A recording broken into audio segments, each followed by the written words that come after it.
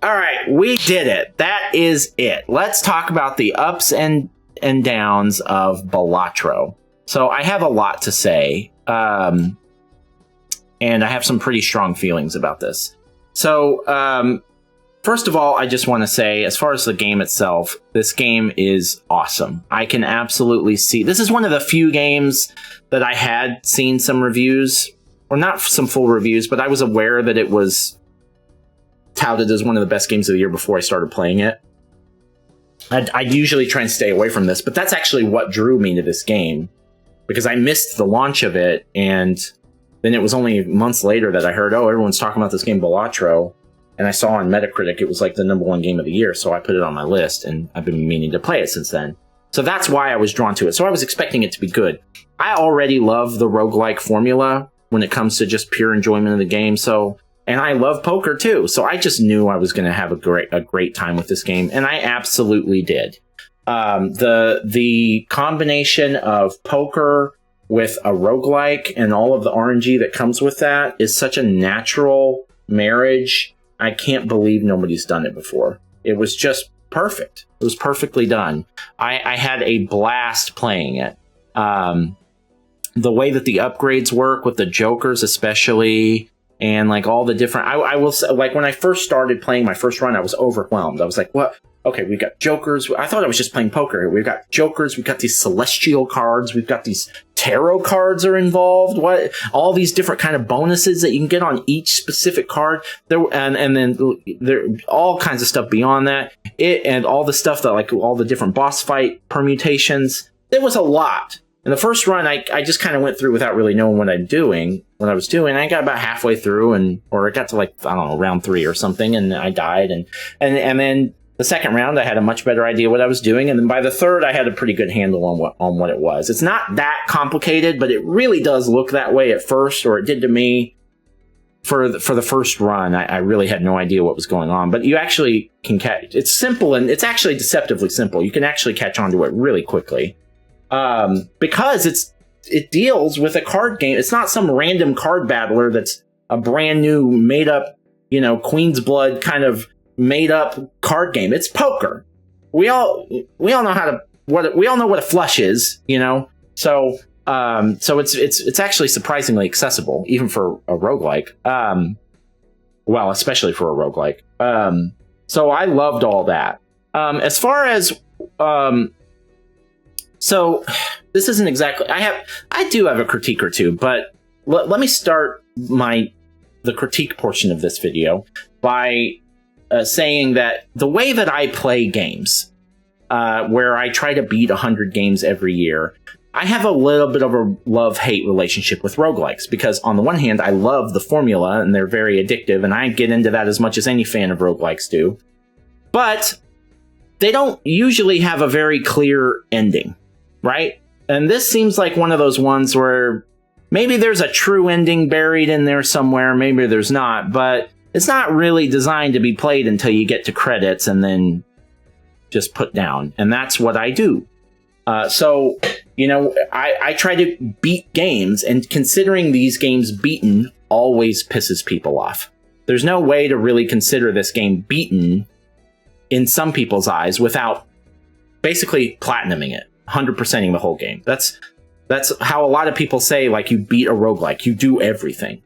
And I just don't have the time or the interest to do that. I love the game, I'm interested in playing it, but I'm not gonna sit here and grind out this game for a month and a half like a big fan of this game normally would, because I've just got 20 other games to beat in that space of time. So that's just, I just can't do it. And so I have to consider them beaten at some point. Usually with most games, that comes with credits. Roguelikes are infamously bad or good at withholding credits. They don't give you credits, usually ever. It seems like a game like this probably never gives you credits. I could be wrong. So what I do is I consider a successful run beating the game. Not completing the game. The game's not complete, but beating it. And usually I even get an achievement, like when I beat Slay the Spire a couple months ago. I got an achievement that said, beat the game with whatever, beat the game once or something. And then this one was win the game. It's basically the same thing. So, even the developers usually say, yeah, you beat the game. They're not saying I completed it, though. It's a big sticking point. I've gotten to the end of the fight 50,000 times. I am guarantee when I put the short video for the review for this game up on YouTube and TikTok, I guarantee I'm going to get those complaints again. I'm fine with it. I understand that it pisses some people off. It's just the way that I play these games, and it's just the way that it is. If I didn't play games this way, I'd still be playing Slay the Spire, or rather the 10 roguelikes that I've played through before that, and I never would have gotten to a game like this to begin with. That's the honest truth. If I really played these games the way the fans of these games wanted them to be played, I wouldn't have ever gotten to this game to begin with. I just wouldn't have had time to play it. So I want to get that out of the way. As far as specific critiques for this game does fall into a trap that I think a lot of roguelikes fall into, that is less than ideal, although it's baked into the formula and I understand it. And that is,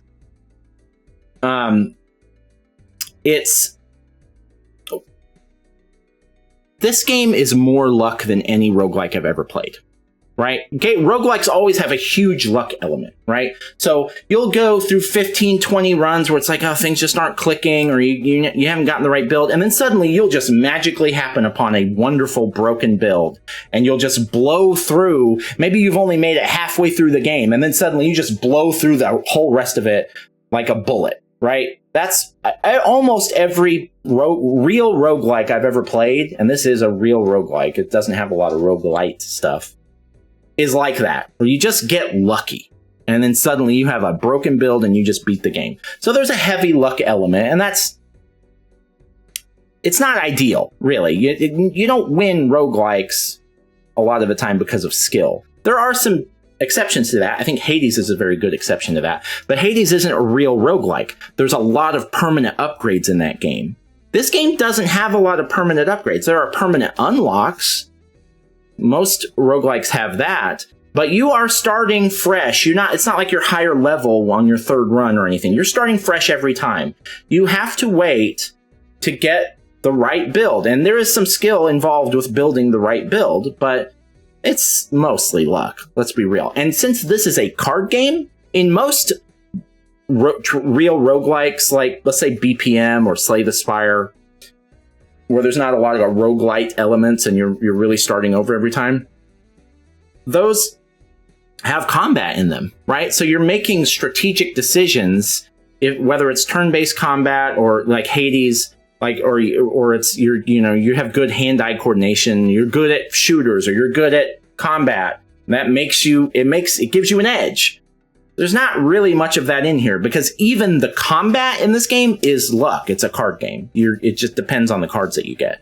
So I'm not saying it's all luck, because there is some strategy in getting your build and the way that you choose to play your cards, but it's a lot of luck. It's very luck. And what happened to me is I struggled for 8, 9 runs, and on my 10th run, about 3 rounds in, I realized I had a completely broken build, and I just coasted to the end, and I was beating every round in a single hand because my build was so broken, because I just got lucky. I just got some really good cards that worked really well together.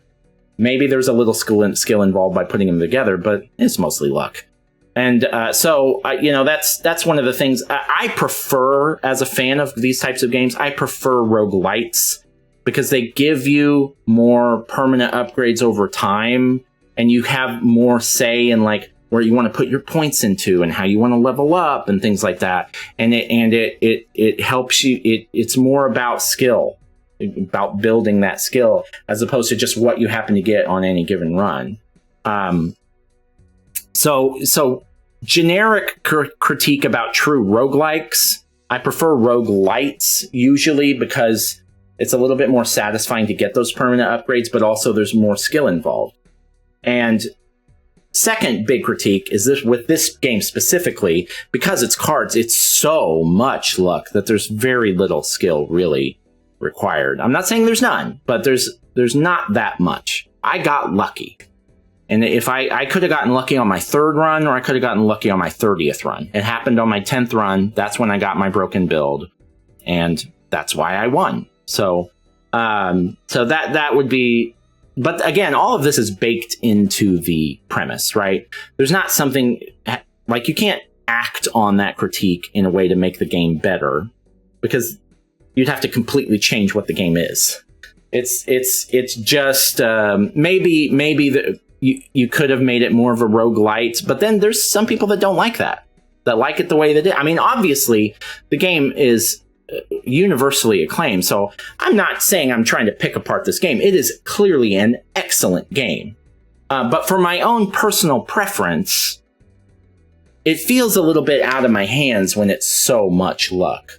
I feel like I'm playing in a casino, like I'm playing at a roulette wheel and just seeing where it lands. It's still exciting to win in roulette, right? Still a lot of fun, but it is a lot of luck. It's a lot of luck. But I really, really enjoyed this game. And as I was with Slay the Spire, I am tempted to keep this game and play it longer. And maybe I will, but I said I would do that with Slay the Spire, and then I didn't. So, and I left it on my hard drive for 2 months and then eventually deleted it. That's probably what I'll do with this one, because I've got other games to play. But who knows? Maybe I will. Maybe I'll keep playing it. I might keep playing it. I enjoyed it so much, I might keep playing it. I'm interested to see what else I can unlock. So I might. But for the purposes of my ranking video and beating the game and all that, I am done with it. I won't be putting any more on YouTube or anything like that. If I play any more, it'll just be just me without the recording going. But I did really love the game. All right, a couple last orders of business here. The bottom center of the screen says that we've beaten 74 games in 2024 and 521 since we started doing this in 2020. Lies, all lies. We've now beaten 75 games in 2024 and 522 since we started doing this. Let's go 3/4 of the way through, and it's only August 13th. We are ahead of schedule. All right, last little thing here, Balatro. It's been, oh, you know what? This is normally the part of the video where I say, it's been fun, Balatro, but we are now going to delete you from our console and never play you again. Bye-bye. But I'm not going to do that. I actually might play this game more. I might. I really, really liked it. So I might actually play it more. So I'm not going to do that. Instead, we will say, Balatro, thank you for being an awesome game. Whoever created you, it must have been either like a one-person team or a small team. Good job. I appreciate you. Thank you so much. I love you.